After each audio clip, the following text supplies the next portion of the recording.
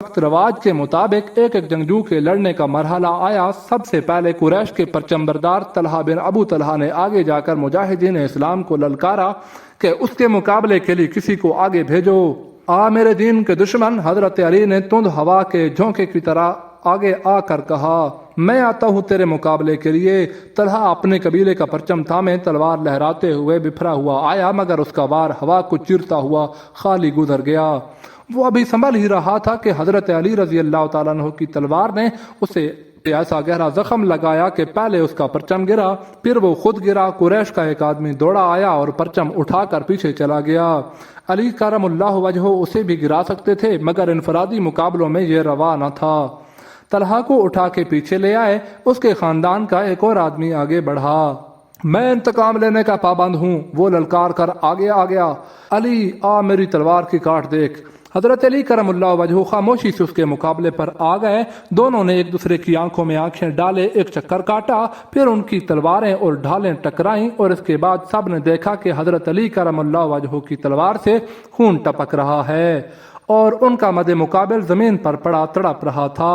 फिर कुरैश के मुतअद्दिद आदमी बारी बारी ललकारते हुए आगे बढ़े, मुजाहिदीन के मुकाबले में मरते गए। कुरैश का सलार आला अबू सुफियान अपने आदमियों को गिरता देखकर गुस्से से बेकाबू हो गया। जंगी दस्तूर के मुताबिक उसी इनफरादी मुकाबले के लिए नहीं उतरना चाहिए था, क्योंकि वो तो सलार था। उसके मारे जाने से उसकी फौज में अबतरी फैल सकती थी, लेकिन वो अपने आप पर काबू न रख सका और घोड़े पर सवार था। उसने घोड़े को एड़ लगाई और ललकारता हुआ आगे चला गया। उसकी बीवी हिंद ने उसे जाते देखा तो अपने ऊंट पर सवार होकर आगे चली गई और बड़ी बुलंद आवाज से वही गीत गाने लगी जिसके अशार ये भी थे कि तुम भागे आए तो हम तुम्हें अपने करीब नहीं आने देंगी। अबू सुफियान घोड़े पर सवार था, लेकिन उसके मुकाबले के लिए जो मुसलमान आगे आया वो पयादा था। तारीख उसे हंजला बिन अबू आमिर रजी अल्लाह तआला अन्हु के नाम से याद करती है। अबू सुफियान के हाथ में लंबी बर्छी थी। किसी को भी तवक्को नहीं थी कि तलवार वाला प्यादा बर्छी वाले घड़सवार से जिंदा बच जाएगा। अबू सुफियान का घोड़ा हंजला रजी अल्लाह तआला अन्हु पर सर पर दौड़ा आया। अबू सुफियान ने बर्छी तोल कर फिर ताक कर मारी, लेकिन हंजला पुर्ती से एक तरफ हो गया। इस तरह 3 मरतबा हुआ। तीसरी मरतबा अबू सुफियान का घोड़ा निकल गया तो हंजला रजी अल्लाह तआला अन्हु उसके पीछे दौड़ पड़ा। घोड़ा रुक कर पीछे को मुड़ा तो हंजला उस तक पहुंच चुका था। अबू सुफियान उसे देख ही नहीं सका। हंजला ने घोड़े के अगली टांगों पर ऐसा जोरदार वार किया कि घोड़ा गिर पड़ा। अबू सुफियान दूसरी तरफ गिरा। हंजला उस पर हमला करने को आगे बढ़ा तो अबू सुफियान गिरे हुए घोड़े के इर्द गिर्द दौड़ दौड़ कर अपने आप की जान बचाने लगा और उसके साथ ही उसने कुरैश को मदद के लिए पुकारा, बचाओ मुझे बचाओ। कुरैश का एक प्यादा दौड़ा हुआ आया। मुसलमान इस गलतफहमी में रहे कि ये आदमी सिर्फ अबू सुफियान को अपने साथ लेकर चला जाएगा, लेकिन उसने बेअसूली का मुजाहरा किया। पीछे से आकर हजरत हंजला पर वार करके उसे शहीद कर दिया। अबू सुफियान अपनी सफ़ों में भागकर वापस चला गया। आखिरी मुकाबले के लिए कुरैश की तरफ से अब्दुर्रहमान बिन अबू बकर आया। मुअर्रिख वाक़िदी ने यह वाक़या इस तरह बयान किया है कि अब्दुर्रहमान बिन अबू बकर की ललकार पर उसके वालिद हज़रत अबू बकर सिद्दीक़ जो इस्लाम कबूल करके रसूल रहमत सल्लल्लाहु अलैहि वसल्लम के साथ थे, तलवार निकाल कर अपने जवान बेटे के मुकाबले के लिए निकले।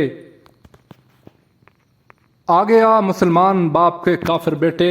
हजरत अबू बकर सिद्दीक ने ललकार कर अपने बेटे को कहा, रसूल करीम सल्लल्लाहु अलैहि वसल्लम ने देखा कि बाप बेटा मुकाबले पर उतर आए हैं, तो आप रहमत आलम ने दौड़कर हजरत अबू बकर सिद्दीक को रोक लिया। तलवार न्याम में डालो अबू बकर।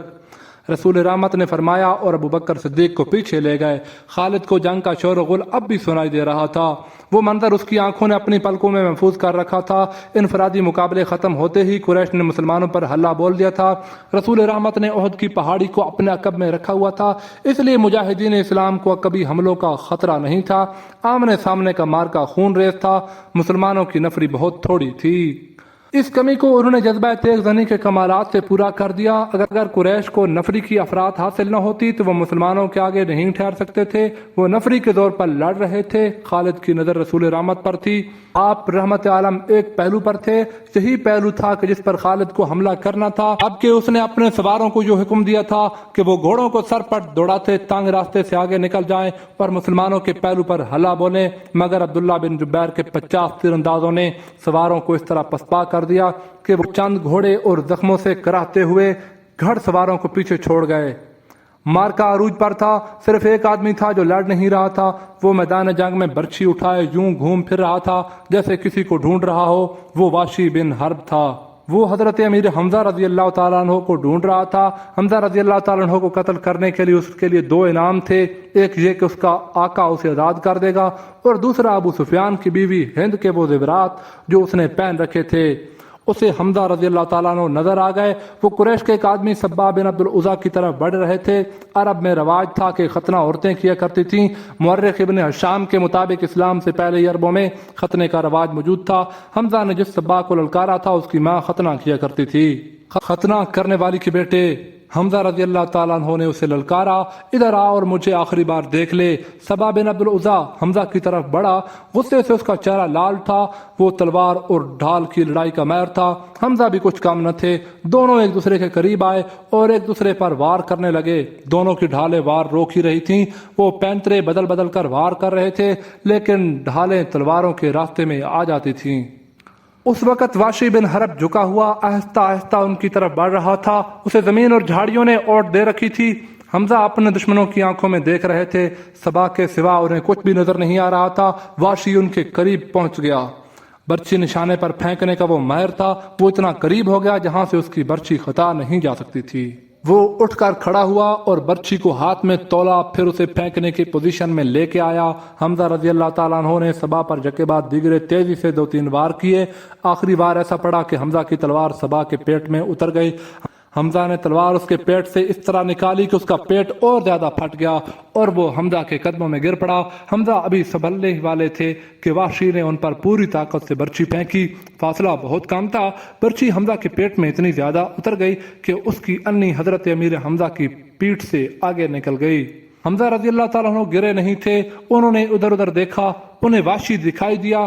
حمزہ برچھی اپنے جسم میں لیے ہوئے واشی کی طرف بڑھے۔ واشی جہاں کھڑا تھا وہیں کھڑا رہا۔ حمزہ 4-5 قدم چل کر گر پڑے۔ واشی ان کے جسم کو ہلتا جلتا دیکھتا رہا۔ جب جسم کی حرکت بند ہو گئی تو واشی ان تک آیا۔ وہ شہید ہو چکے تھے۔ واشی نے ان کے جسم سے برچھی نکال لی اور چلا گیا۔ اب وہ ہند اور اپنے آقا جبیر بن مطعم کو ڈھونڈنے لگا۔ خالد کو وہ مارکا یاد آ رہا تھا۔ اس کے دل پر بوجھ سا بڑھتا جا رہا تھا۔ اس کا گھوڑا چلا جا رہا تھا۔ وہ نشیبی جگہ سے گزر رہا تھا، اس لیے احد کی پہاڑی کی چوٹی اس کی نظروں سے اوجھل ہو گئی تھی۔ اسے اپنے قبیلے کی عورتیں یاد آئیں جو قریش اور ان کے اتحادی قبائل کو جوش دلا رہی تھیں۔ خالد کو یاد آیا کہ وہ مارکے کا نظارہ کرنے کے لیے ایک بلند جگہ چڑھ گیا تھا۔ اسے مسلمان عورتیں نظر آئیں۔ مسلمان اپنے جن زخمیوں کو پیچھے لاتے تھے انہیں عورتیں سنبھال لیتی تھیں، ان کی مرہم پٹی کرتی اور انہیں پانی پلاتی۔ مسلمانوں کے ساتھ 14 عورتیں تھیں جن میں حضرت فاطمہ بھی تھیں۔ پھر یوں ہوا کہ قلیل تعداد مجاہدین کثیر تعداد کفار پر غالب آ گئے۔ قریش کا پرچم بردار گرا تو کسی اور نے پرچم اٹھا لیا، وہ بھی گرا۔ پرچم کئی بار گرا۔ آخر میں ایک غلام نے پرچم اٹھا کر اونچا کیا لیکن وہ بھی مارا گیا۔ پھر مسلمانوں نے قریش کے پرچم اٹھانے کی مہلت نہ دی۔ قریش کے جذبے جواب دے گئے تھے۔ خالد نے ان کی پسپائی دیکھی اور یہ بھی دیکھا تھا کہ مسلمان ان کا تعاقب کر رہے ہیں۔ قریش اپنے کیمپ میں بھی نہ ٹھہرے، اپنے مال و اسباب چھوڑ کر افراتفری کے عالم میں بھاگ گئے۔ یہاں سے جنگ کے بعد کا مرحلہ شروع ہو گیا۔